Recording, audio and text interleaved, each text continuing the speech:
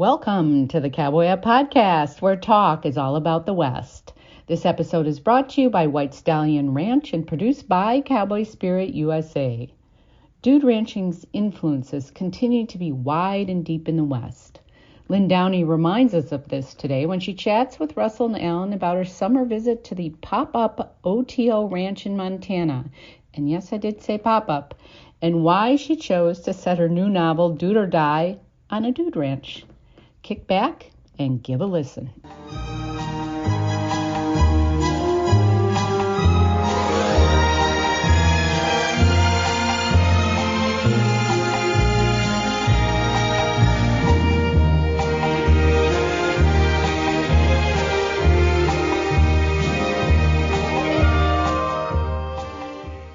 Well, Alan, good morning. You enjoying this nearly perfect weather, this great fall we're finally getting? You know, fall, I think, was my favorite time back on Lazy Bee and we would do the fall roundup. And roundup would take about 30 days, but every morning before dawn, breakfast before dawn, and hopefully be saddled and riding out to the back of the drive when the sun was coming up. And those were just such good days, but I would have to tell you, your toes get a little frosty there. Coldest place in the world to get cold feet is on a horse. They're hanging down out in the air without any protection, and a lot of cold toes. So what'd you do about it? Well, you grit your teeth and bear it, and if it gets too bad, stop and light a yucca. The yuccas all are easy to get started and kind of toasty, so certain mornings you could be off warming your toes, and you'd look around and you'd see 3 or 4 smoky places within sight where somebody else was doing the same. So would you what, took the stalks and built a fire, or you just lit the yucca? You lit the yucca. The leaves fold down around the base of it, and then they're very flammable. So one match and you got a nice little toasty fire. So we didn't have as many yuccas later on as there were when I was a kid. So that must have been quite the sight, just kind of looking across the hills, and there were all these little yucca fires. Little puffs of smoke, yeah. And I love that it took 30 days to round up your 160,000 acre ranch. We start roundup a week from tomorrow at Tombstone, and it'll take 4 days to gather, and if we're successful, of course, we get 15 guests out there. I was going to say, you take some guests and involve them, don't you? Yeah, you betcha. Yeah. Well, just herding the guests is job enough. I don't have to tell you that. Well, we're pretty lucky. A bunch of them have kind of done it. And I'll tell you, one of our listeners, Barb, kind of went missing last roundup, and I was there, and I'm kind of looking around, and all of a sudden I see over a hill, I see a rider and 12 cows. And she'd missed some and went back for them? She saw them out, and she went out and got them. And sure enough, Barb, one rider, one horse, pushing 12 cows, brought them over to the group and did it all alone. And so she's kind of a veteran, and there's others, Max and some other folks that they know the way around the ranch. So they're helped now. I'm sure that little adventure made her year. I think so, but she's kind of up for it. And pretty capable. So anyway, we've got, of course, one of our favorite guests, Lynn Downey's here. She's been with us a few times, and if you haven't heard Lynn on our show before, she's an award-winning author, archivist, historian. I always worry about how to say archivist, and the past president of Women Writing the West. I thought she was still that. Lynn has written over 10 books, including a biography of Levi Strauss. That's where she worked for a long time. Her latest work of history, American Dude Ranch, A Touch of the Cowboy and Thrill of the West.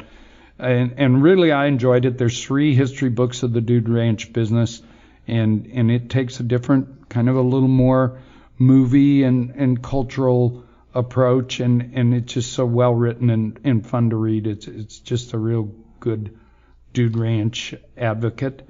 The Denver Post calls it highly entertaining, fact-filled, and the Wall Street Journal applauded the more than 30 illustrations.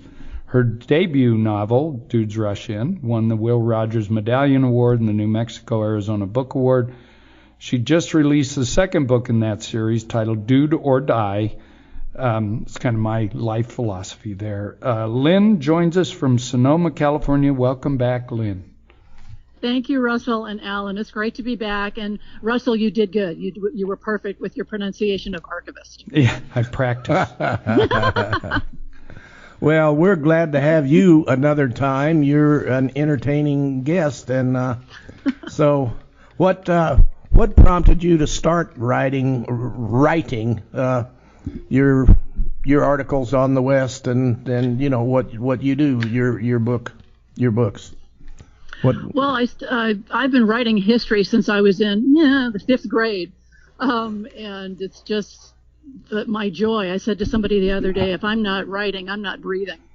And but I didn't start writing fiction until the idea for Dudes Rush In literally came to me in 2012. I read a lot of historical mysteries, which I love. And I just finished reading a book by Arizona author Donis Casey, who writes wonderful series of historical mysteries. And I put the book down and I said, I wish I could write a historical mystery. And it was like somebody turned on a movie projector in my head, and the plot of a novel started going through my head. And I had to get out of my chair and start writing everything down. And it took 8 years of writing and retiring from my job at Levi's and finding a publisher. But Dudes Rush In came out in 2020. And I knew that I wanted it to be a series. It's my fictional dude ranch is called the H Double Bar in the fictional town of Tribulation, Arizona, all of which is based on one of my favorite places on the face of the earth, which is Wickenburg. Well, Wickenburg's a great place. Of course, we've got our little KL Bar Ranch, which is the oldest operating dude ranch in Arizona. I learned that from your book or from you. I forget which. We had the wrong date on that ranch for years. So, well, it's an inspiring town. I go there all the time. I think I know more people in Wickenburg than I know in Sonoma. And I just love it. So I wanted to write. I wanted to I loved my characters, and that's the thing. And I said, I finished the first book. I thought, maybe I won't write another one. That was fun. And it was like my characters are beating me on the head saying, hey, we have more stories to tell. So I had this idea for the plot of the second book, and my main character, Phoebe Kelly, who lives in San Francisco, comes back to her sister-in-law's ranch in Tribulation because there's competition from a big new guest ranch in town, and she needs Phoebe's help. And so hilarity and other things ensue, and it was just such a blast to write. Have you read it, Russell? Yeah, I was a little slow to get my blurb in, but yes, I got an advance copy, and yes, I have. So, and I know you have. Yes. Yes, Alan wrote a lovely blurb for my book, and I'm very grateful. Thank you. Well, glad to have you on the show. You're one of our staunch guests. So Lynn, since you're the premier historian on dude ranching, I say that sincerely. When did novels about dude ranches get going? I mean, they've been around. I mean, I've got some. You've got a better collection than me, but I keep working on it. Well, novels about dude ranching have been around for 100 years, which is about as long as movies about dude ranching have been along, which was the last time I was on your show, was to talk about movies. But the first novel that really featured a dude ranch as the main plot was by this really amazing author named Caroline Lockhart. She was from the Midwest, and she was a journalist. And in 1904, a paper sent her to Cody, Wyoming to do a story, and she absolutely fell in love with Cody and moved there. She became very involved with the planning for the first Cody Stampede, which I think was in 1910, maybe. She met Larry Laram, who'd founded the Valley Ranch, very, very influential dude ranch outside of Cody. And in 1921, she published a book called The Dude Wrangler. And it really set the tone and the plot device for so many books and movies to come. So it's the story of this Eastern dude who comes out to Wyoming because he wants to impress a cowgirl. This cowgirl had actually come back east for vacation, and he met her, thought she was amazing, so he wants to prove himself to her. Of course, she's 50 times as tough as he is. So he comes out, and he and another guy try to found a dude ranch, and little by little, by the end of the book, he is cowboyed up and won his cowgirl. And that is sort of the plot that you see in a lot of other books that followed. So that was 1921. Then in 1930, a man named Milton Crims, who wrote a lot of TV later on in the 1950s, he wrote a book called Dude Ranch. And it was this traveling theater troupe who gets stranded in Texas, and a local dude ranch hires them to entertain the dudes. And he hires this one guy to be like a fake bandit and fake hold up the stagecoach as they're taking the dudes to the ranch, from the train station. And again, he falls in love with the daughter of the owner of the dude ranch, foils a crime, and, wins the girl. Classic, and so it made classic plot. Classic story, yes. Yeah. And it was made into an awful movie in 1930 called Dude Ranch, and it was very true to the book, but the book was a lot better. And then Zane Grey even jumped into the Dude Ranch pot. And in 1931, he wrote a book called The Dude Ranger, and it's a little bit of a twist. So a man named Ernest Selby, he lives in Iowa, and he inherits the Red Rock Ranch in Arizona.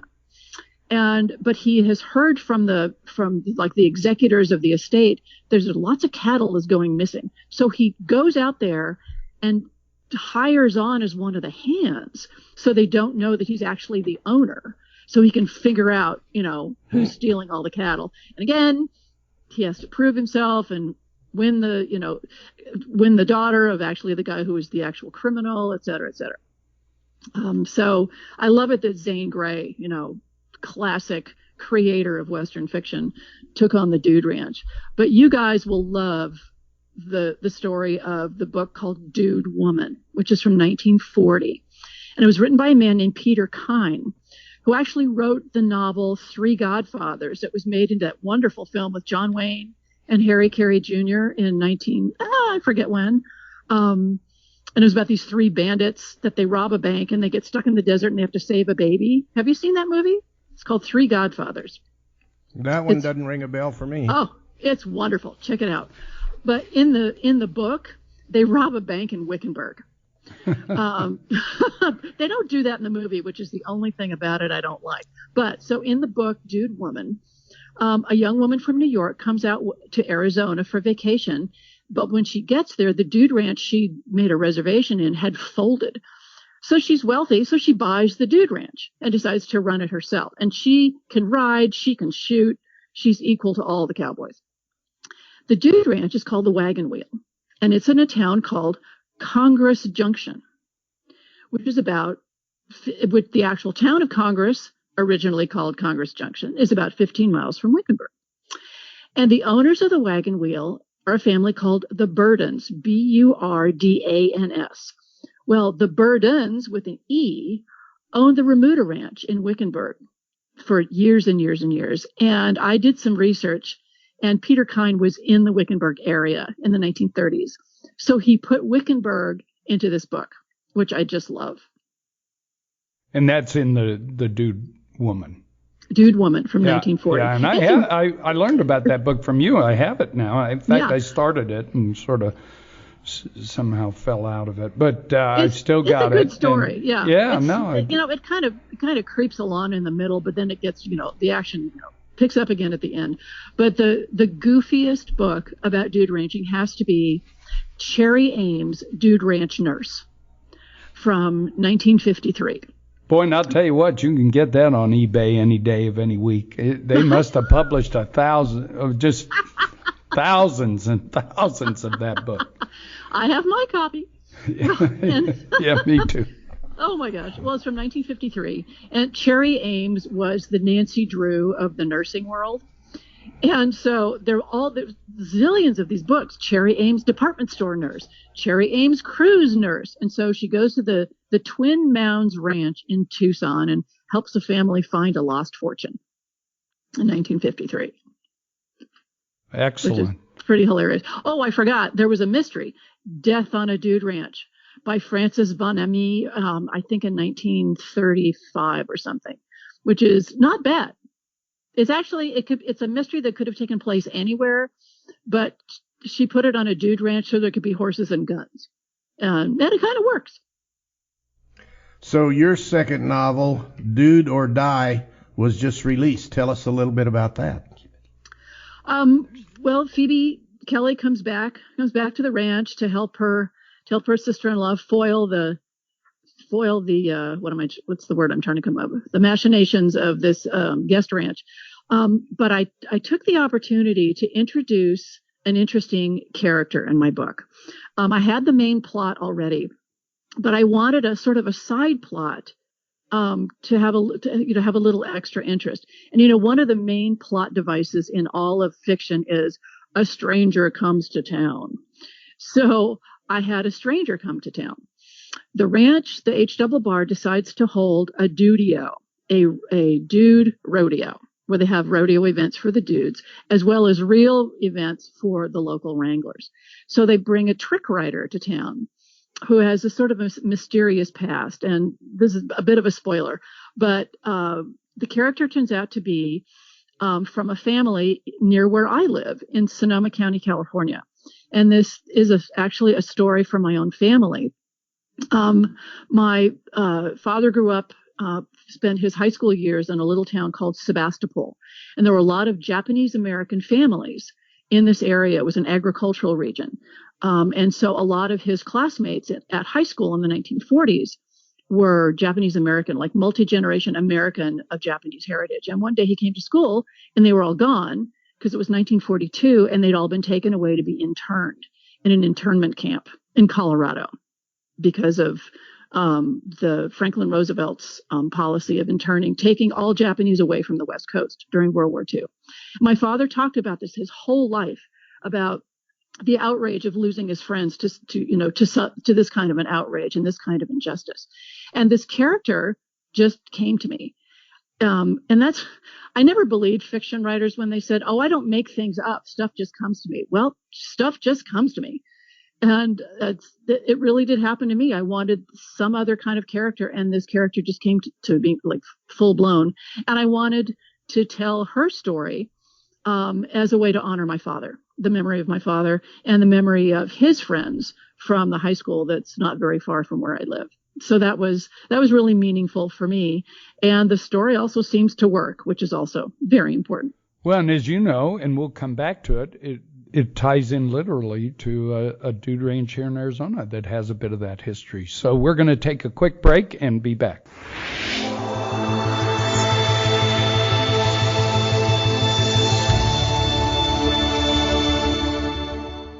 Greetings, ladies and gentlemen.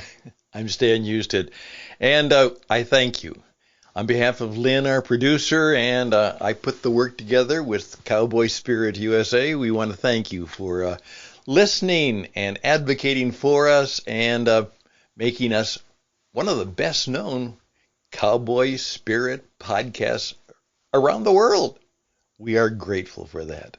So thank you very much for doing that. And we also want to encourage you that we have other plans for other programs coming up.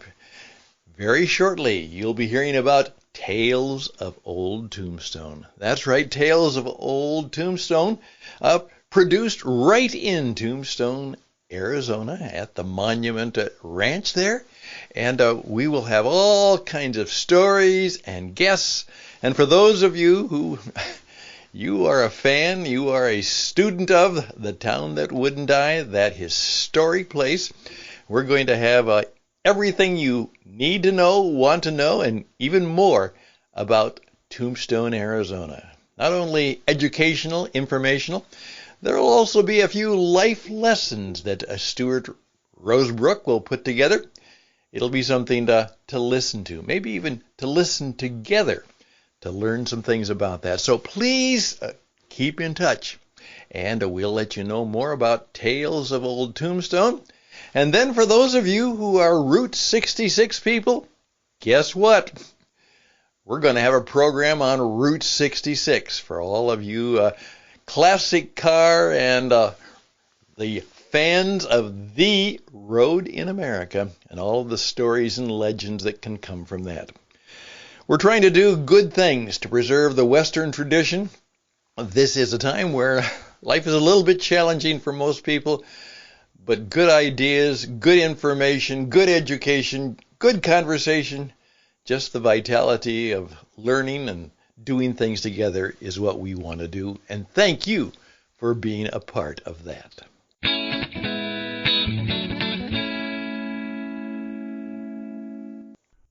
Well, you know, Lynn, because you're a Dude Ranch historian, Triangle T, which is in Texas Canyon along I-10 in the neighborhood, so to speak, of Wilcox, that Dude Ranch goes back to, it's often referred to as an internment camp, but actually after the Pearl Harbor bombing, the U.S. government took the embassy staff, the entire Japanese embassy, and interned them at Triangle T during that period of time until that got sorted out. So it's often referred to as a former internment camp, but I think it was specifically for those folks, the embassy. Yeah, that's right. Those internment camps were all over. We had one not on the ranch, but it was in Duncan. But they allowed us to bring out about a third of the camp and work them every day on the ranch. And we had a crew of about 15 German prisoners who dug post holes and built fences and corrals and everything on the ranch.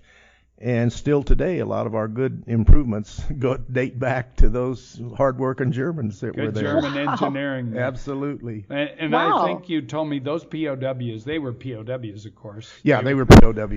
They got prisoners there, of war, honestly, but the same so thing. to speak, as opposed to the internment.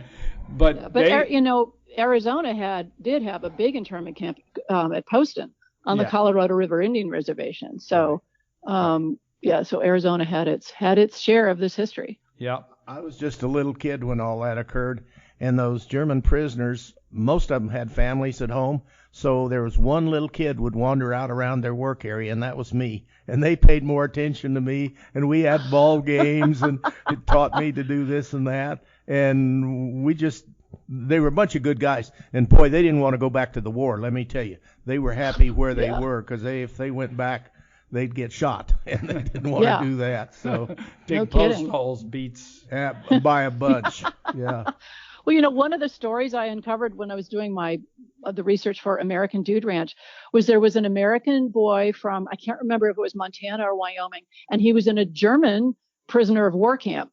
And he wrote to the Dude Ranchers Association and asked them to send him brochures about dude ranching to hand out to all of his fellow American POWs so they could go to a dude ranch when war was over. That's a wild story. I've never heard that one. Yeah. Well, one of our guests just left.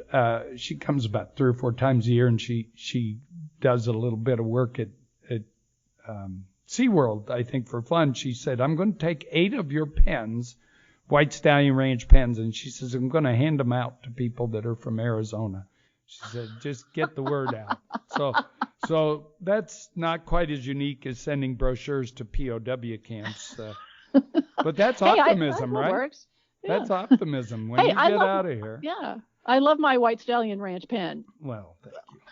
Well, hey, you had kind of an unusual Dude Ranch experience this past summer in Montana.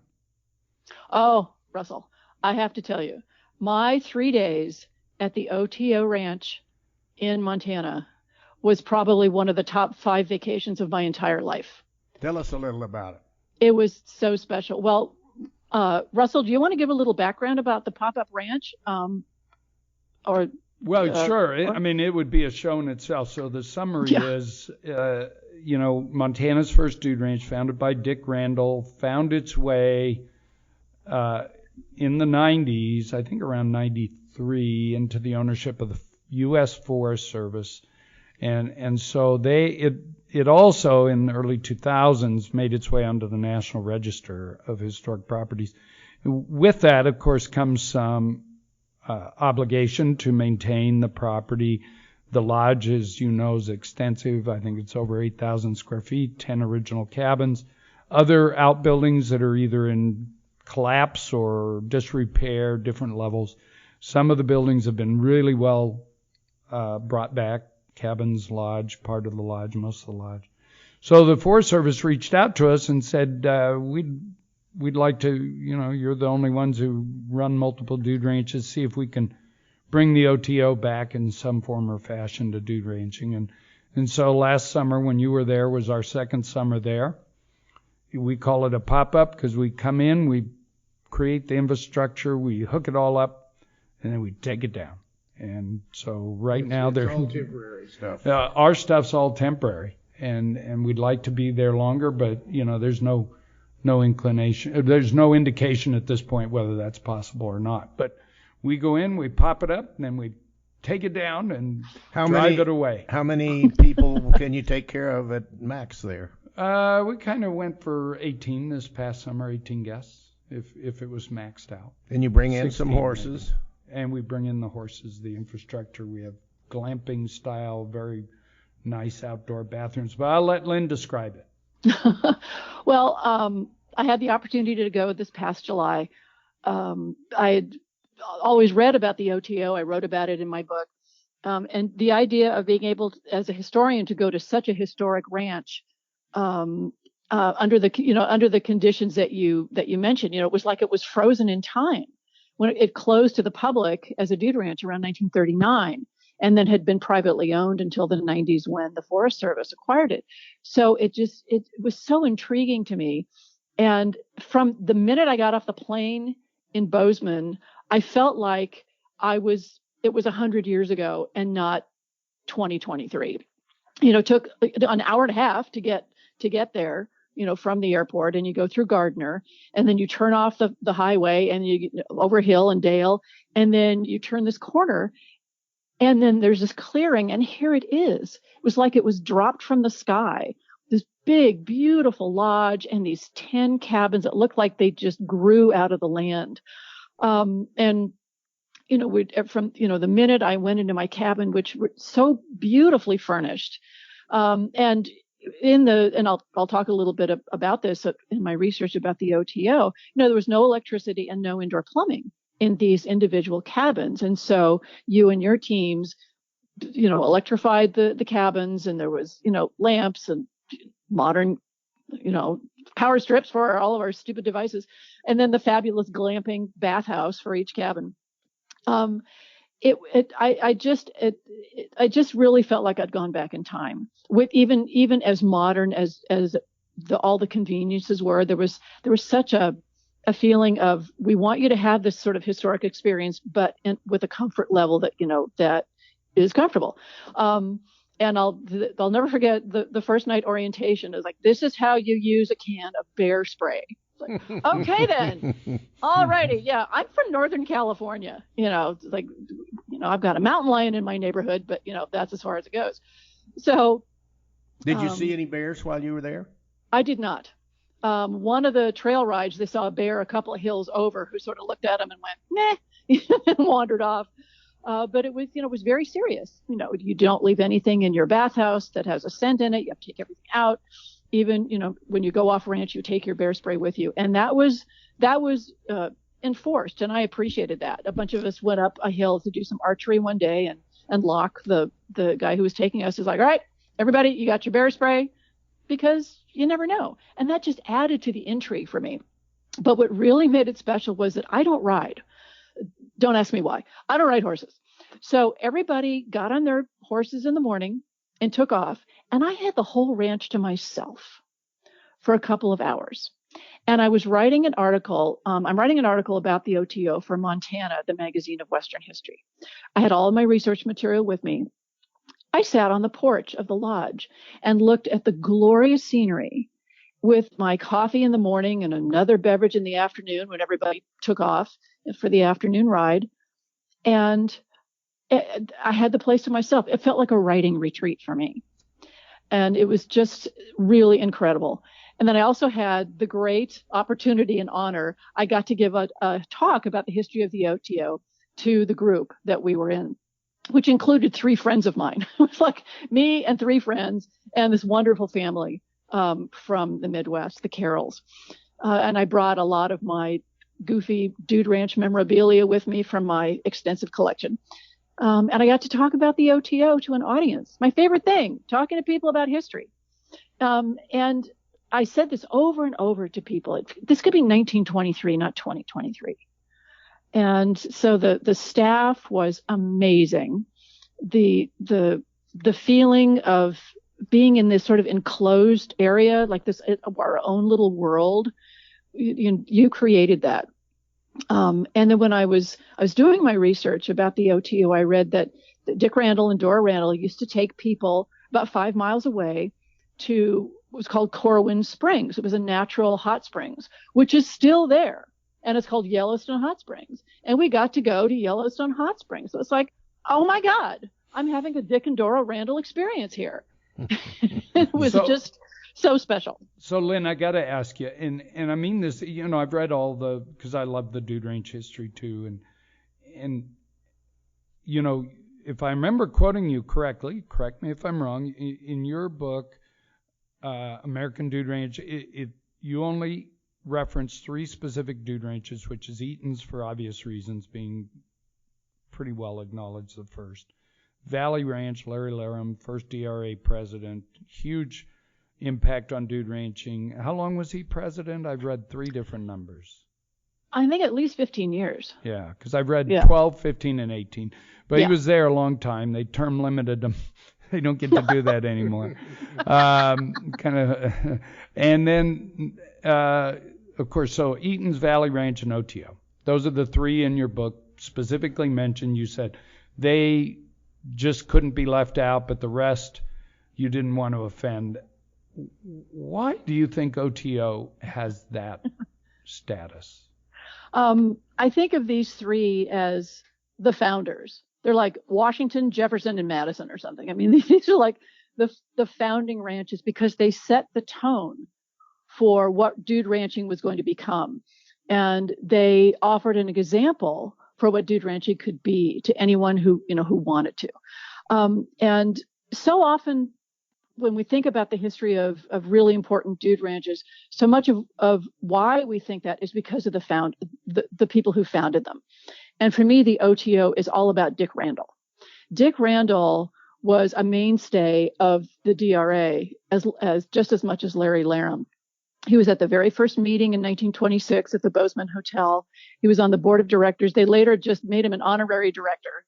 And he went to his last DRA meeting, just only a couple of years before he died. And he had this somehow intrinsic ability to do marketing and to know how to market dude ranches. He'd just been like this, hunting guide. He was born in Iowa, I believe. Don't get me wrong. Let's see. That's right. Okay. That's right. Born in Iowa, came out to Montana. He and a partner, sold horses and rented horses in Yellowstone. And then they bought a piece of property near Gardner to have a sort of as a base for their hunting and packing business, which they got for a really good price because the guys who'd owned it had been robbing the Yellowstone stage and needed to go on the lam. So and all he bought actually was squatters' rights, and then which gives you a foothold, but not legal standing. So he had to legally homestead. Am I right about that? Yeah, I believe so. And then he married Dora Roseborough in 1892, and then later almost just before the turn of the century, they heard about this property near Cedar Creek, a few miles away. And so because his hunting and packing business had gotten so big, they thought, well, we need a bigger space here because they were hosting people in their home. And they had 2 children. And so they bought this place at Cedar Creek and started building more outbuildings and cabins and a blacksmith shop and a barn and, et cetera, and started hosting more people because word of mouth about both Howard Eaton, who was, this legendary hunting and packing guide, and then Dick Randall of Wyoming and then Dick Randall of Montana was this legendary hunting and packing guide. And more people started to come. By 1912, they realized they were running a dude ranch. And they didn't really call it that until the 1920s, but they knew that's what they were doing. And they named it the OTO, which was their cattle brand anyway. And somebody asked him, I think it's in one of the books, what does it mean? It's like, well, it was really easy to make an OTO brand, and it's very prominent when you put it on the side of a steer or on the side of a barn. And so that was their brand, and that was the name of the ranch. And the two of them, they were a real team. Dick and Dora Randall, she was his true partner. And even though she was the classic, and I'm making air quotes, Dude Ranch wife who did, there was this definite gender differentiation in terms of duties. If she had to, lead a trail ride or, whatever, she could do that. She could do anything around the ranch. So eventually people started coming, and he was called the governor and she was called Mother Randall. People loved them. I'm just reading something Colleen at the Dude Ranch Foundation sent me, and I'm not through it yet. Just kind of snip in there. It's just a quick thing, but talks about one of the other ranchers talking about how brilliant it was when the Randalls got the post office brought there. I think Eaton's had a post office too, and got it called Dude Ranch, Wyoming. So they bought into the Dude Ranch thing, and that post office is still partially standing, and of course we in the Forest Service would love to see that someday stood back up. What's next for you, Lynn? You've got a bunch of books behind you. What's ahead of you? Well, what's ahead of me is something I talked about on this podcast a couple of years ago. I've been obsessed with this young writer named Frederick Loring, who died in what is called the Wickenburg Massacre of November 5th, 1871. He'd been part of a surveying expedition, and he and two other members of this expedition died in this quote unquote, massacre, which is still controversial. At the time, the local Yavapai Indians were blamed. And of the many stagecoach attacks and robberies that happened throughout Arizona Territory, this one caught the public imagination because a young New England writer, an up-and-coming writer, had been killed. And I believe it gave the U.S. government and General George Crook and the U.S. Army the excuse to move the Yavapai from their traditional homelands around Wickenburg and eventually moved them to the San Carlos Reservation. And that, by the way, is a move downward. Totally. That's me talking, but and so I didn't know they got moved to the San Carlos. To San Carlos. Along with the Apaches. Yeah, wouldn't that? No. Oh, but that was fun. Yeah. They started trickling back to the Wickenburg and Prescott area by like around 1890, 1899. But for me, the worst part is how, because eventually it was called the Loring Massacre. As a way to, intensify the reasons for moving the Yavapai. They had been, the Date Creek Reservation was there. It was near Skull Valley. And they were, taken away from there. And what I want to do with this story is I want to tell Frederick Loring's story because he would have been a major writer if he hadn't died. And his story is fascinating. And he was part of the Lieutenant George Wheeler expedition, which went all around California, Arizona, and Nevada in 1871. But I feel like he has a counterpart, and his counterpart was the Yavapai headman, a man named Ohachkama, who the Anglos called Ochokama, who was a peacemaker, and he wanted peace and good relations between the Army, the whites, and the Yavapai around Wickenburg, and wanted everybody to live peacefully together. But it wasn't to be. And it was because this young man he'd never met died in this attack that completely, changed the lives of him and his people. And so that's the story I want to tell. I'll never solve who really did the Wickenburg Massacre. There's too much time has passed, too many ways to interpret the evidence. I have my theory, and I will explain it in the book, but I think it's one of those mysteries that will never be solved. And so that's not my point. My point is to talk about the people. It's not this two-dimensional thing that happened like a movie. These are real people. 6 people died in this stagecoach attack. And all of the Yavapai, their lives were transformed in a traumatic way forever. And that's the story I want to tell. And how far along are you? Well, I've been researching the story, and certainly about Frederick Loring, for about 15 years. Right. I have a lot more reading to do. I want to talk to indigenous scholars and see if there's oral tradition about the attack that I don't think anybody has ever brought into this story. So I want to reach out to indigenous scholars, and I have a gigantic pile of books about as high as my knee on the floor right next to me right now, more books that I need to read. So that will be my winter project, but I'll get started writing probably in the spring. And there's that many books that contain information on the subject. It's really, for me, background about indigenous history. Okay. And the Journal of Arizona History just came out. Their summer issue is all about indigenous histories of Arizona. So I'm really excited to read that. And if you don't mind, shameless self-promotion. Not at all. We get to do a little of that. Excellent. I wrote an article about the history of dude ranching in Arizona, which will be in the winter issue of the Journal of Arizona History. I'm really excited about it. It was so much fun to write. And of course, Russell, I used your book a lot in my research. Well, thanks. Thank you. Well, we've run out of time, and Lynn is reminding us that we have to call it a day. Thank you very much for joining us again. You're going to be in Tucson in March. Is that for the festival, or? Yes, I'll be there for the festival. Very excited about it. Partly to be in the booth with Women Writing the West. Very excited about it. Perfect. Well, we'll look forward to seeing you in March. Thanks, Lynn. Great to have you. Thanks a lot, guys. Yeah. Take care. Bye. Bye. Well, this is Stan again, once again.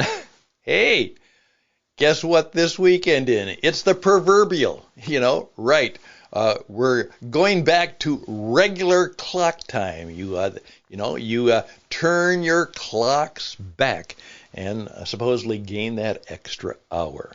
Well, that reminds me of the difference that we have here in Arizona. We don't turn our clocks back because we never turn them ahead. Yes, we are the maverick state. There might be one or other somewhere, but we just don't change clocks. As one person said, hey, we don't need to save daylight time. We got plenty of sunshine all the time, more than we need sometimes. So we just stay on the same time zone all year round. And it works out just fine. However, that means, again, that the winter season is now upon us. Many of those proverbial snowbirds are making their way to the western wonderland of Arizona, and the place where you can enjoy the winter no matter what all year round. Well, that means it's time to perhaps make some plans for maybe watching some of the Major League Baseball training camps in the world-famous Cactus League. It's also time to think about making your adventure plans for White Stallion Ranch. Yes, this is the year. Your family, maybe your business corporation, whatever group you are with, or maybe there's just two of you who finally want to do something different. It's time to come west.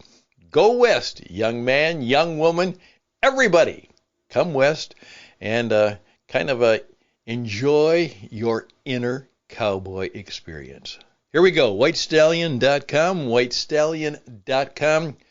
We are looking forward to saddling up with you. All the best till we see you there. Bye for now.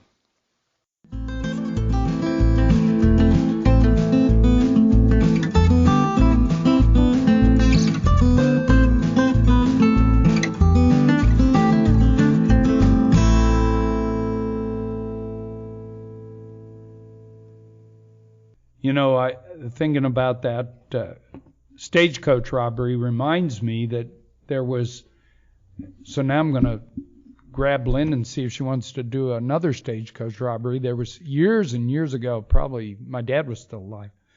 So over 30 years ago, a guy shows up unannounced here at the ranch and says, I've found the silver that was stolen in a stagecoach robbery in the pass through your ranch in the 1870s. I forget the date. And he says, I need permission to go dig it up, and then we'll do a customary 50-50 split. So my dad says, well, we're going to have to do a little research on this. So he found out that was indeed the deal, and so we signed the deal, and we never heard another word. So either he found it and ran away, or he didn't find it. But there was a stagecoach robbery on the Butterfield line, and it's controversial on whether it happened in Rattlesnake Pass, which would be the one going through our range, or the pass north, which would be at the almost the end of the northern end of the Tucson Mountains. But there was a stagecoach robbery of the Butterfield, and 3 guys were the robbers, and the money, the silver. It was a salary. It was a wage. That's why they robbed it, because there was a lot of silver, and so it was never recovered. You know, that we hear about these robberies that, you know, in the past, and I'm sure they were widely spaced, but nevertheless, when we hear them, it's like that one happened yesterday. But one of the things that people don't talk about is, once the robbery happened and was successful, how did they spend the money? Because they could come out with one coin to pay for something, and everybody would know exactly where that came from. And they get caught by trying to spend the money, you know, the guys that did the robbing. And so it was pretty grubby back then. So you got to spend it in friendly environment. Yeah, go to Paris or someplace and spend it, but not around here. Go where they like the criminals, I guess. So anyway, they never found it. So we'll have to get Lynn to do the research on that. Well, folks, that's a wrap from the West, where dude ranching is as popular as ever. Hats off to Stan Husted's talented production company. Next week, actress Debbie Dunning joins us. She played the Tool Time Girl on the hit TV show Home Improvement, and also hosted Debbie Dunning's Dude Ranch Roundup. Hope you can join us. Until then, I'm Lynn Weezy Sneed, reminding you to sit tall and ride safe.